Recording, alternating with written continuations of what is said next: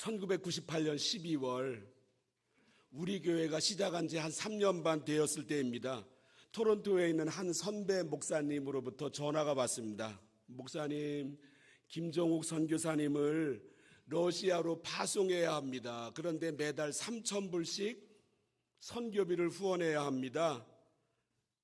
500불이 모자릅니다. 목사님 교회에서 500불씩 매달 5년간 후원해 주실 수 있겠습니까?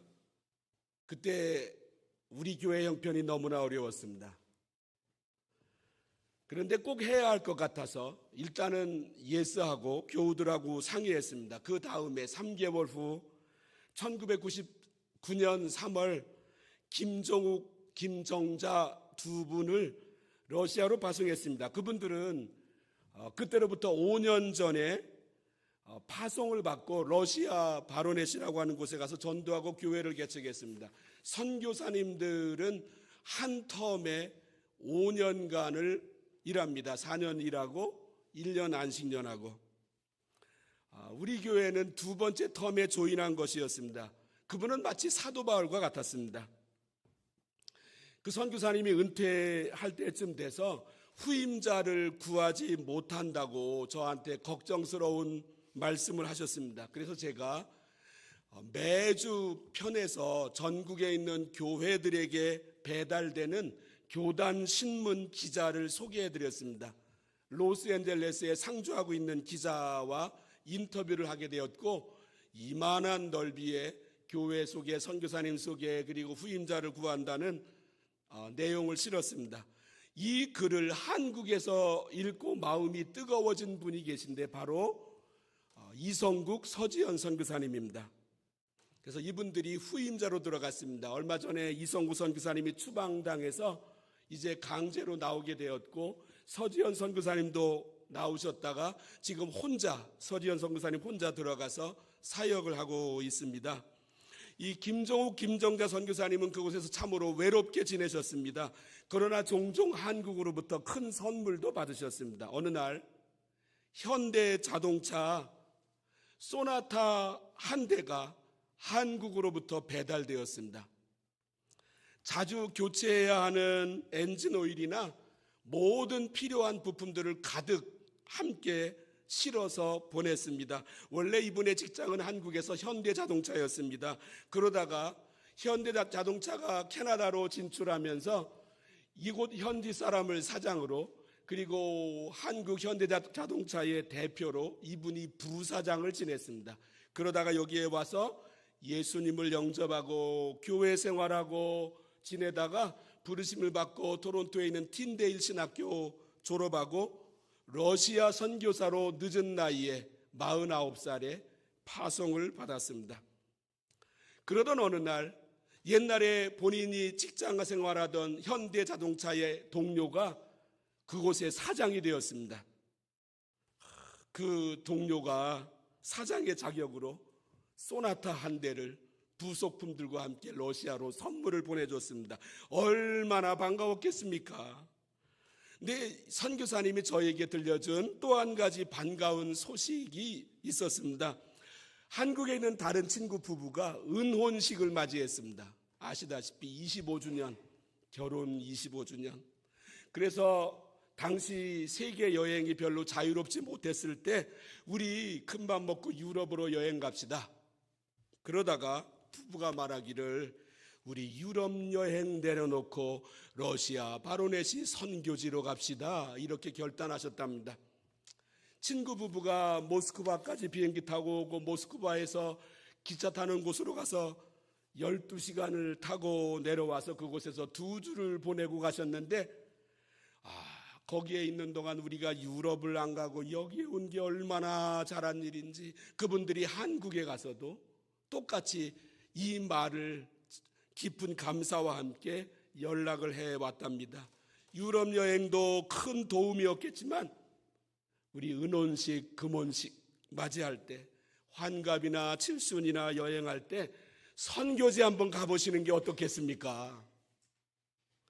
이런 선교지 여행을 최고로 많이 다닌 분은 아마도 사도 바울이었을 것입니다. 1차, 2차, 3차, 4차 여행하고 5차 여행하다가 어느 날 붙잡혀서 로마의 감옥에 갇혔고 목 잘리는 참수형을 당하고 하나님 나라에 부름받았습니다. 그러는 가운데 많은 고생을 했습니다. 그의 고생 목록 일부를 고린도후서 11장에 이렇게 말씀합니다. 제가 읽어드리면 그들이 그리스도의 일꾼이냐 정신없는 말을 하거니와 나는 더욱 그러하도다. 내가 수고를 넘치도록 하고 옥에 갇히기도 더 많이 하고 매도 수없이 맞고 여러 번 죽을 뻔하였으니 유대인들에게 40에서 하나 감한매를 5번 맞았으며 3번 대장으로 맞고 1번 돌로 맞고 3번 파손하고 일주야를 깊은 바다에서 지냈으며 여러 번 여행하면서 강의 위험과 강도의 위험과 동족의 위험과 이방인의 위험과 시내의 위험과 광야의 위험과 바다의 위험과 거짓 형제 중에 위험을 당하고 또 수고하며 애쓰고 여러 번 자지 못하고 줄이며 목마르고 여러 번 굶고 죽고 헐벗었노라.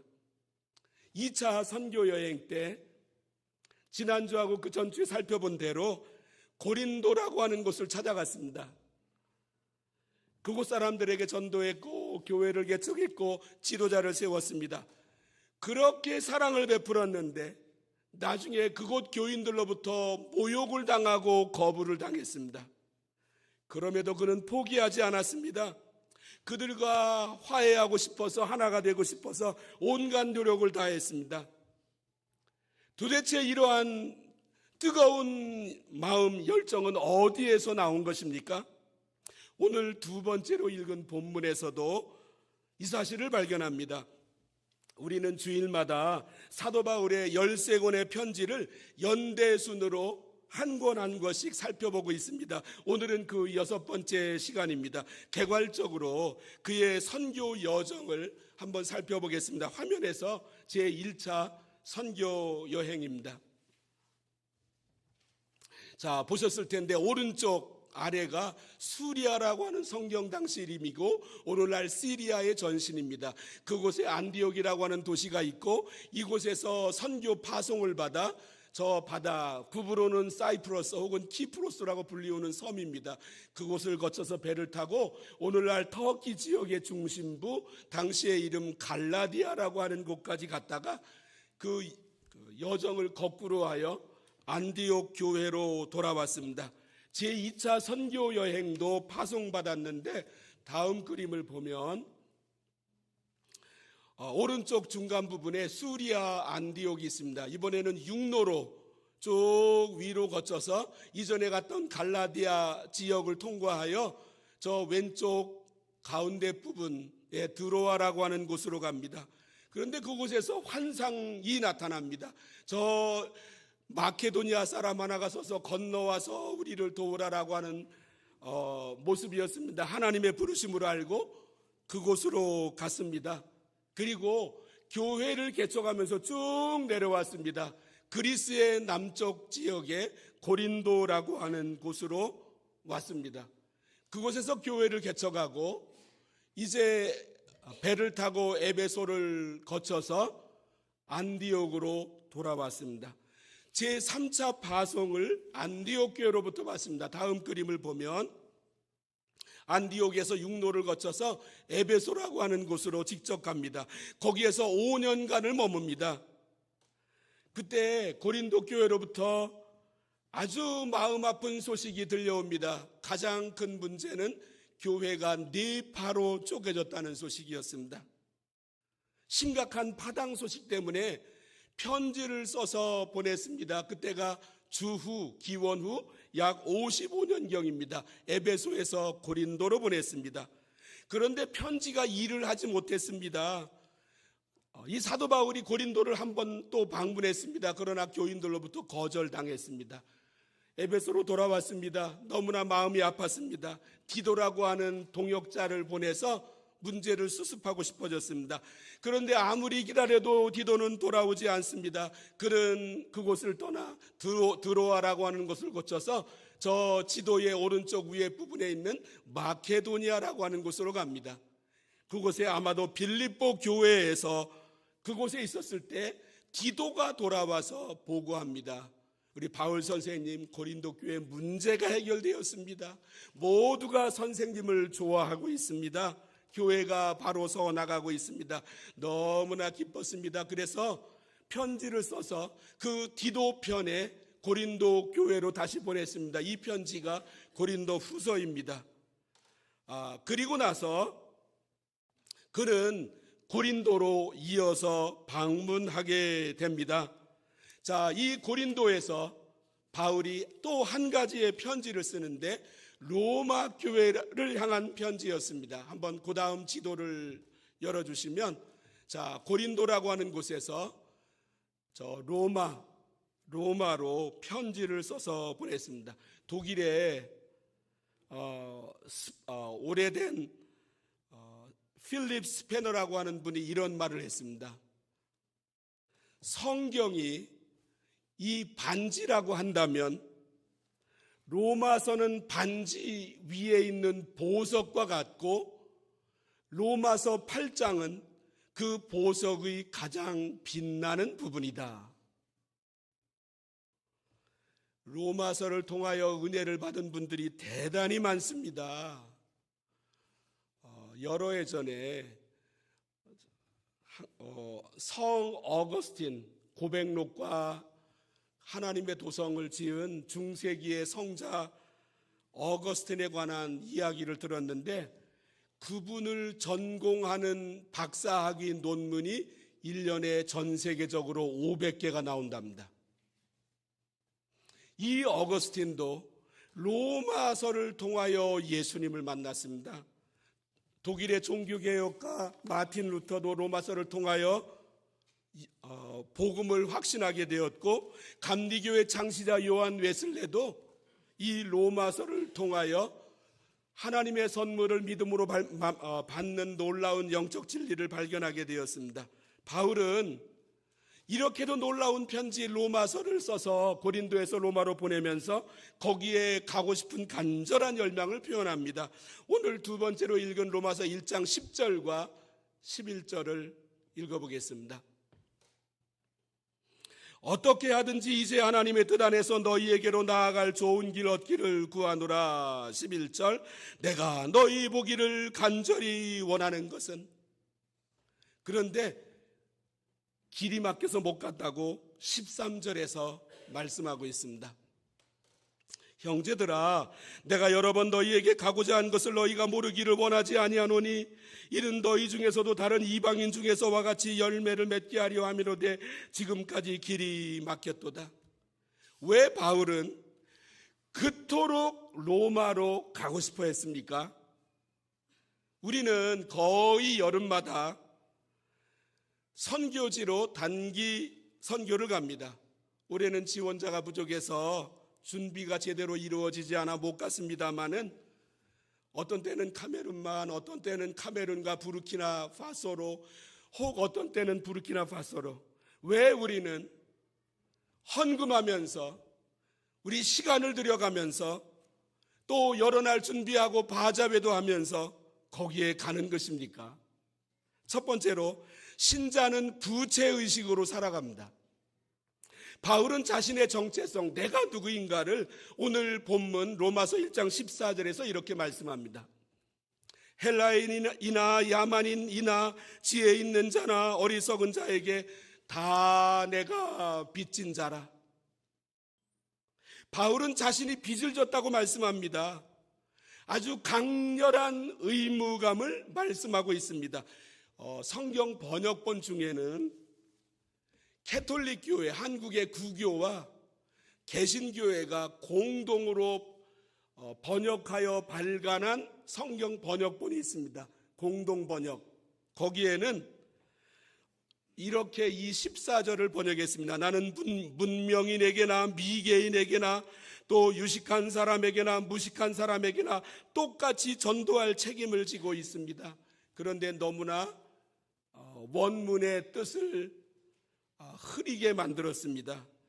빚진 자라고 하는 말과 책임을 지고 있다라고 하는 말은 완전히 다릅니다. 책임은 지다가 지지 않을 수도 있습니다. 그러나 빚을 졌다라고 하는 이 사실은 내가 달리 선택할 길이 없다라고 하는 말입니다. 바울에게는 유일한 정체성이 있었습니다. 나는 누구인가? 이것을 가리켜 정체성이라고 말하는데 나는 누구인가? 빚진 자입니다. 사람이 자기 정체성을 알면 그 다음에 어떠한 행동을 해야 될지가 분명히 드러납니다. 무슨 말을 해야 될지, 어떤 일을 해야 될지 모르는 이유는 내가 누구인지 정체성이 불분명하기 때문입니다. 사도 바울은 빚진 자라고 하는 이 정체성을 분명히 가지고 있었기 때문에 내가 무엇을 위해 존재해야 하는지, 어떤 일을 행해야 하는지를 알고 있었습니다. 그래서 그는 이렇게 하겠다고 말씀합니다. 15절 말씀. 그러므로 나는 할 수 있는 대로 로마에 있는 너희에게도 복음 전하기를 원하노라. 그는 빚진 자의 마음으로 로마로 가기를 원했습니다. 오늘 아침에 무슨 식사를 하고 오셨습니까? 저는 아침에 3시에 일어나서 야채 샐러드를 먹고 또 빵도 먹고 했습니다. 그런데 우리 한국 사람들 대부분은 쌀을 먹으며 살아갑니다. 쌀이 주식입니다. 그런데 한문으로 표현할 때 쌀미자라고 하는 말이 있습니다. 넘겨주실까요? 아시다시피 쌀미자는 팔자라고 하는 한문 88이 하나는 거꾸로 되어서 표현된 글자입니다. 내 입으로 쌀이 들어오기까지 88명의 손을 거쳤다라고 하는 뜻입니다. 우리는 생각합니다. 내가 돈 주고 사면 되지. 그렇지 않습니다. 나 이전에 이미 88명이 수고했습니다. 이것은 돈으로 해결할 일이 아닙니다. 그런데 쌀만 그렇습니까? 우리 인생에서 받지 않은 것이 어디에 있습니까? 다 받았습니다. 우리는 빚진 사람들입니다. 바울은 예수님에게서 말할 수 없이 큰 것을 받았습니다. 그의 모든 열정, 그리고 절대로 좌절하지 않고 또 일어서서 나아가는 뜨거운 마음이 여기에서 출발했습니다. 바울에게 이 빚진 자의 의식이 없었더라면 바울이 바울 되지 못했을 것이고 신약 성경 13권도 나오지 못했을 것입니다. 그런데 바울만이 아니고 바울은 로마서 1장에서 내가 빚진 자라고 말씀하면서 로마서 15장에서는 마케도니아 교회들과 아가야에 있는 교회들도 예루살렘 교회를 향하여 빚진 자라고 말씀합니다. 화면에서 로마서 15장 26절과 27절을 읽어보면 이는 마게도냐는 오늘날 그리스의 저 북쪽 지역을 가리킵니다. 당시에는 북쪽 지역을 마게도니아, 남쪽 지역 전체를 아가야라고 불렀습니다. 이는 마게도냐와 아가야 사람들이 예루살렘 성도 중 가난한 자들을 위하여 기쁘게 얼마를 연보하였음이라. 27절 저희가 기뻐서 하였거니와 또한 저희는 그들에게 빚진 자니 만일 이방인들이 그들의 영적인 것을 나누어 가졌으면 육적인 것으로 그들을 섬기는 것이 마땅하니라. 로마 교회는 예루살렘 교회로부터 복음을 들었습니다. 로마 교회는 예루살렘 교회 교인들 때문에 예수님을 발견하게 되었습니다. 이것이 그들에게 진 빚이었습니다. 그런데 어느 날 예루살렘 전체에 기근이 들었습니다. 그때 마게도니아 교회와 아가야 교회 교인들은 예루살렘 교회에 그 양식이 없어 고생하는 사람들을 위하여 구제헌금을 했습니다. 이 구제헌금을 바울을 통해서 보내는 것입니다. 왜요? 오래전에 빚을 졌기 때문에. 제가 가끔 말씀드리는데 지금으로부터 한 25년 전에 코스타라고 북미 유학생 수련회가 토론토에서 열렸습니다. 그래서 차를 렌트해가지고 우리 교회 젊은이들을 거기에 싣고 토론토로 가서 3박 4일을 지내면서 거기에 강의를 많이 들었습니다. 근데 거기에 오신 강사 중에 한 분이 부산 고신대학교 교회 음악과 안민 교수님이셨습니다. 그분은 장로님이셨는데 성악 교수였고 나중에 그 학교 총장까지 했습니다. 이분이 부산에서 고등학교까지 졸업하고 서울대학교 음악대학에 입학했습니다. 그리고 서울로 올라와서 교회 예배에 출석하고 있으니까 귀한 인재가 왔다고 주일날 성가대 지휘를 하라고 맡기더랍니다. 그래서 이제 성가 지휘를 하고 있는데 어느 날 장로님께서 나를 만나러 나오라고 그래서 가봤더니 양복점으로 데리고 가시더랍니다. 아마 양복도 없이 그냥 평상복 입고 교회 성가대 지휘하는 모습이 많이 걸리셨던 것 같습니다. 고급집으로 데리고 가셨는데 이 당시의 학생이 안민 학생이 장로님 고급 양복 한 벌 사주시는 것보다 조금 떨어지는 수준으로 2벌을 사주시면 어떻겠습니까? 그래서 좋다고 하셔서 그 양복을 받아가지고 교회에서 봉사할 때마다 입었다고 말씀합니다. 그러면서 이 안민 장로님이 말씀하기를 내가 그때 받은 그 사랑 때문에 제 돈으로 비행기표 사고 제 시간을 쪼개서 여러분에게 와서 간증하고 있는 것입니다. 이분은 평생을 빚진 자의 마음으로 살았습니다. 수십 년 전의 일이지만 지금도 그 빚을 갚아 나간다는 것입니다. 찬송가 143장은 이렇게 말씀합니다. 웬 말인가 날 위하여 주 돌아가셨나 이 벌레 같은 날 위에 큰 해 받으셨나 내 지은 죄 다 지시고 못 박히셨으니 웬 일인가 웬 은혜인가 그 사랑 크셔라. 그리고 마지막 절에 늘 울어도 눈물로써 못 갚을 줄 알아 몸밖에 드릴 것 없어 이 몸 바칩니다. 정상적인 신자라고 한다면 이 거룩한 부채의식에서 빚진 자의 의식에서 교회 생활합니다. 선교도 예배도 교회 봉사도 여기에서 출발합니다. 내가 왜 사역합니까? 시간 내고 몸 들이고 이 거룩한 부채의식 때문에 이 부채는 평생을 갚아도 못 갚습니다. 이 의무를 느끼는 사람에게는 이 강렬한 빚진 자의 마음이 늘 그를 사로잡게 됩니다. 한번 돌아보십시오. 내가 어떻게 해서 예수 믿게 되었습니까? 내가 사는 곳 옆에 교회당이 생겼기 때문입니다. 오늘날에는 교회당이 수없이 많아서 여기저기 선택에 다닌다고 하지만 옛날에는 내 옆에 교회당이 생겼기 때문에 나도 예수 믿게 되었습니다. 나를 위해서 내 옆에 교회당을 세워주셨습니다. 그리고 그 교회를 위하여 수없이 희생한 사람들이 있습니다.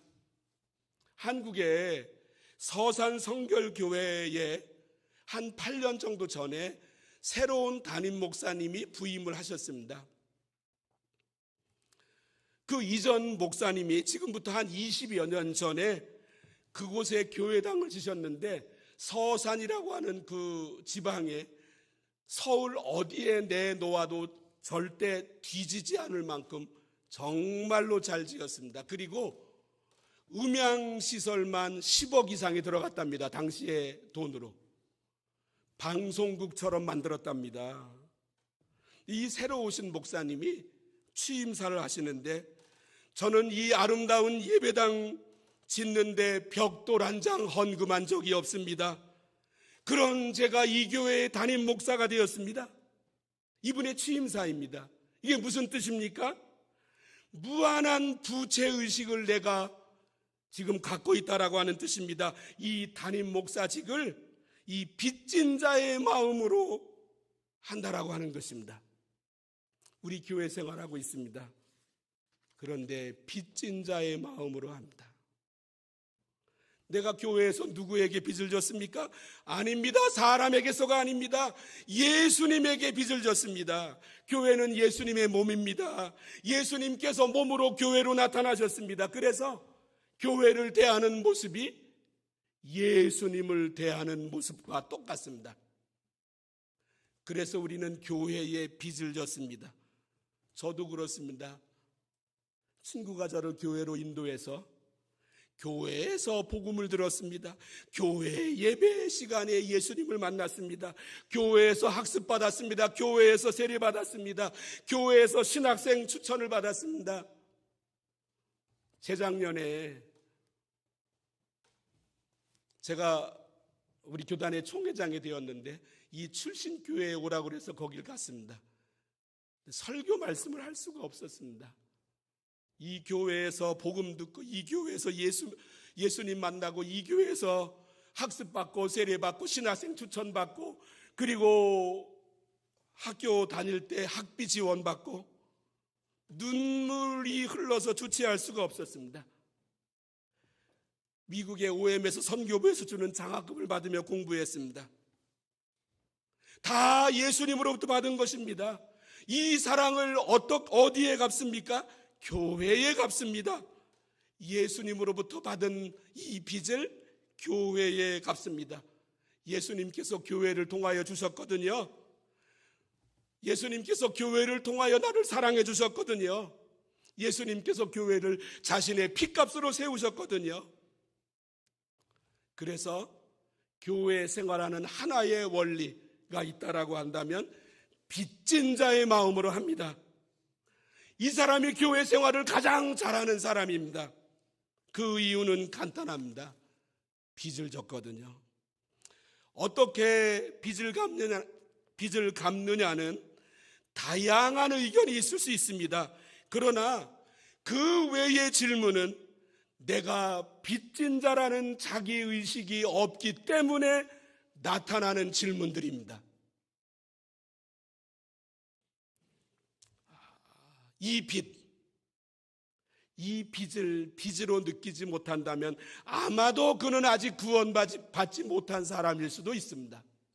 두 번째로, 낮은 사람도 빚진 자의 의식으로 대합니다. 트럼프 대통령이 미국 대통령 당선되고 난 다음에 이민자를 색출해서 쫓아내겠다. 불법 이민자를. 그렇게 선포했습니다. 그때 로스앤젤레스에 있는 목사님들로부터 들었는데 교회에 많은 인원수가 나오지 않았답니다. 왜냐하면 한 교회 몇 명이 아니라 우리로 치면 목장마다 꼭 한두 가정씩 불법 체류자가 있다는 것입니다. 오늘날도 이 미국 시민권은 대단한 선망의 대상입니다. 캐나다 시민권도 그렇습니다. 그런데 지금으로부터 2000년 전에 로마 시민권은 최고의 재산이었습니다. 로마 시민권자는 아무리 큰 잘못을 해도 십자가형을 받지 않았습니다. 로마 시민권자는 잡아온 노예들을 마음대로 사용할 수 있었습니다. 이 로마 시민권자는 황제에게 재판받을 권한이 있었습니다. 바울은 로마 시민권자로 대단한 자격을 갖추고 있던 사람이었습니다. 또 한 가지입니다. 오늘날 대학을 비롯하여 수많은 사람들이 학문을 합니다. 무슨 학문. 이 모든 학문들은 다 철학에서 나왔습니다. 이 철학의 시작은 바로 그리스에서부터였습니다. 그리스라고 하는 말은 영어 이름이고 그 나라 말은 헬라입니다. 마치 한국을 영어로 코리아라고 하고 한국 언어로는 한국이라고 말하는 것처럼 이 헬라 문화는 당시에 세계에 가장 교양 있는 최고의 수준의 문화였습니다. 이 문화의 흐름을 가리켜 헬레니즘이라고 부릅니다. 바울은 이 헬레니즘의 중심에 서 있던 사람이었습니다. 문화적으로 보아도 헬레니즘의 탑 클래스, 거기에다 신분적으로 보아도 로마 시민권자, 그는 우월감을 가질 수 있는 위치에 서 있었습니다. 그런 그가 야만인에게도 빚을 졌다라고 말씀합니다. 다시 한번 14절 말씀을 읽어보겠습니다. 헬라인이나 야만인이나 지혜 있는 자나 어리석은 자에게 다 내가 빚진 자라. 헬라인은 지성인입니다. 지혜 있는 자와 헬라인은 같은 말입니다. 야만인이나 어리석은 사람은 사회적으로 문화적으로 낮은 사람을 가리킵니다. 그런데 바울은 헬라인 지혜로운 사람뿐만이 아니라 야만인들 어리석은 자에게도 빚을 졌다라고 말씀합니다. 도대체 그로부터 무엇을 받았기 때문에 빚을 졌다라고 말씀하는 것입니까? 옷이 날개라고 하는 말이 있습니다. 이 옷을 맵시 있게 입는 사람을 보면 그 사람에게 가까이 가고 싶은 마음이 생겨납니다. 사회적으로 갖춘 사람을 보면, 지성인들을 보면 그들 옆에서 함께 있고 어울리고 싶어 합니다. 이와는 반대로 사회적으로 낮은 사람들을 보면 그들에게 가까이 가는 것은 쉽지 않습니다. 흑인들이 백인 교회에 가는 것은 어렵지 않습니다. 백인들이 흑인 교회에 가는 것은 거의 불가능합니다. 이것은 우리들의 경우도 마찬가지입니다. 가끔 자녀들에게 영어나 불어를 가르치겠다고 혹은 특별한 이유들이 있어서 한인교회에 오시지 않고 영어교회에 가시는 분들이 종종 계십니다. 불어교회. 그러나 그 백인들이 한인교회에서 생활하는 것 쉽지 않습니다. 우리 사람들은 기브 앤 테이크의 문화에 젖어서 삽니다. 물이 위에서 아래로 흐르듯이 무엇을 받을 수 있는 것도 지체 높은 사람, 교양 있는 사람, 가진 사람으로부터 나옵니다. 그래서 우리 평범한 자연인들은 야만인이나 어리석은 사람에게 가까이 가고 싶은 마음이 없습니다. 당연지사입니다. 그래서 교회에서도 나에게 별 도움이 될 것 같지 않은 사람을 가까이 지내는 경우는 쉽지 않습니다. 솔직히 잘 안 됩니다.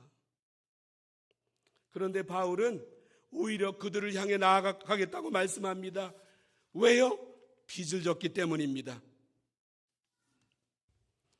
그래서 교회에서 어리석은 자, 야만인 나에게 별로 외적인 도움을 주지 못하는 사람도 잘 섬깁니다. 교회는 그런 곳입니다.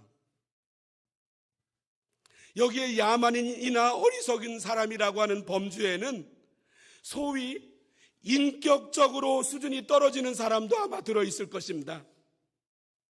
소위 가까이 지내고 싶지 않은 사람이 있습니다. 그러나 그들에게도 가까이 다가갑니다. 왜요? 빚 갚기 위해서. 이게 바로 교회입니다. 교회는 모난 사람일수록 품는 곳입니다.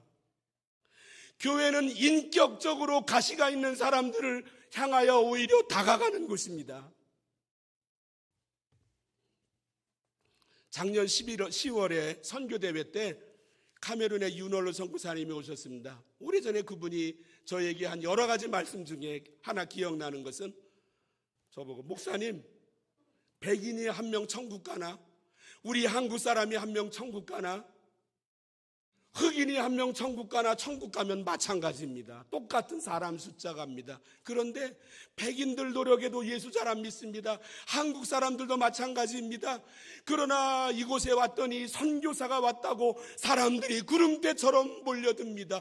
왜 여기에서 사역을 하지 않습니까? 황금 어장이라고 하는 것입니다. 그분은 거기에서 흑인들을 향하여 빚진 자의 마음으로 빚 갚기 위하여 열심히 선교하고 있습니다. 교회에서 만나는 모든 사람들 다 내게는 빚 갚을 대상들입니다. 왜 우리는 빚진 자입니까? 세 번째로 은혜가 빚진 자임을 깨닫게 합니다.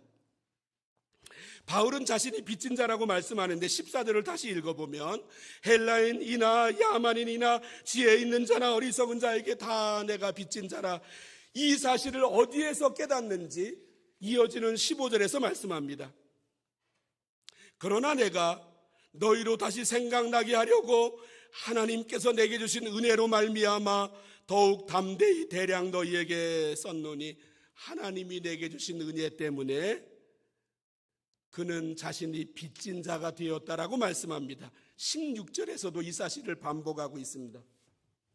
이 은혜는 곧 나로 이방인을 위하여 그리스도 예수의 일꾼이 되어, 그 은혜가 나로 예수님의 일꾼이 되어 고린도 교회에서 무시를 당하던 모욕을 당하던 내가 수없는 고생을 하던 기꺼이 해 나갔다라고 하는 것입니다. 어떤 은혜를 받았습니까? 먼저 구원의 은혜입니다. 이 바울은 예수 믿는 사람들을 잡아 죽이던 사람이었습니다.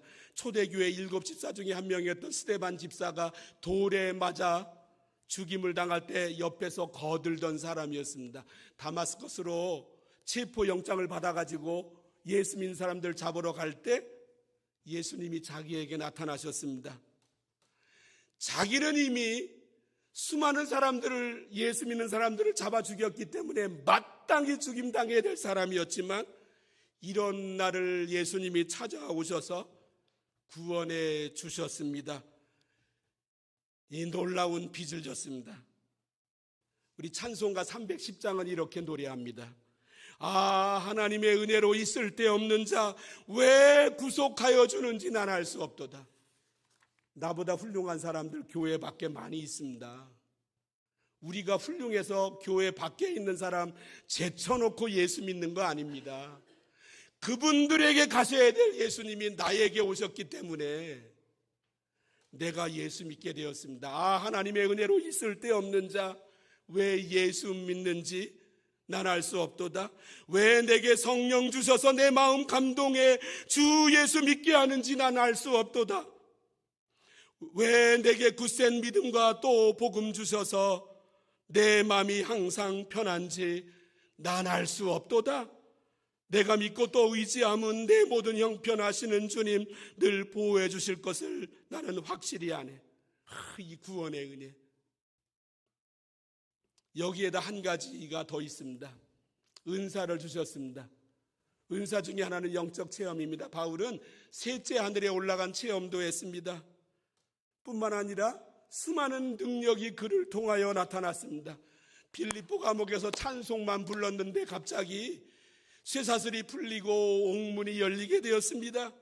내가 뭔데 이런 기적이 나를 통해 나타납니까? 돈으로 빚을 지면 그 빚을 다 갚으면 그것으로 끝입니다. 그런데 이 은혜는 영원히 갚지 못합니다. 이 은혜를 은혜로 아는 것이 은혜입니다. 그리고 빚진 자의 마음, 은혜로부터 출발하는 이 빚진 자의 마음으로 살아가는 모습도 은혜입니다. 그래서 바울은 열정을 가졌습니다. 너무나 은혜를 많이 받은 사람이었거든요. 그 사랑 받은 사람만 그 사랑 알도다 찬송가의 고백처럼, 그래서 빚진 자의 마음으로 교회 생활합니다.